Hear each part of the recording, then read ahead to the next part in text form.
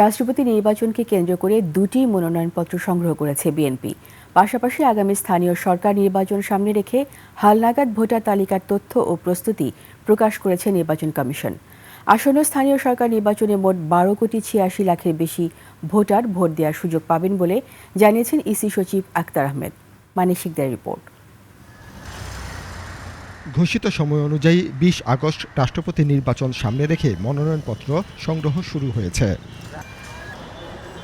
সকালে আগারগাঁওয়ের নির্বাচন কমিশন ভবন থেকে বিএনপির সিনিয়র যুগ্ম মহাসচিব রুহুল কবির রিজভী ও দলের ভাইস চেয়ারম্যান জাতীয় সংসদের চিফ হুইপ নুরুল ইসলাম মনি মনোনয়নপত্র সংগ্রহ করেছেন বলে জানান ইসি সচিব। বিএনপির প্রতিনিধি দল এসে আজকে সকালবেলা একটা মনোনয়নপত্র নিয়ে গেছেন। রুহুল কবির রিজভী সাহেব আর আপনার চিফ হুইপ মনি সাহেব। এদিকে স্থানীয় সরকার নির্বাচন ঘিরে খসড়া ভোটার তালিকা প্রস্তুত করা হয়েছে।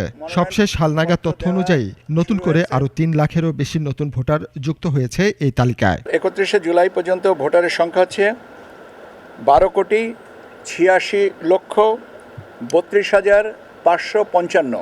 14 মে থেকে 31শে জুলাই পর্যন্ত আমাদের ভোটারের সংখ্যা বেড়েছে 3,09,315। পরিস্থিতি বিবেচনায় স্থানীয় সরকার নির্বাচন পেছানো হলে ভোটার নিবন্ধনের সময়সীমাও সেই অনুপাতে বাড়ানো হবে বলে জানান আক্তার আহমেদ। কমিশন অন্য কোনো সিদ্ধান্ত নিলে এই তালিকাটা সম্পূরক তালিকায় হিসেবে আসবে। মানিক শিকদার, 21শে টেলিভিশন, ঢাকা।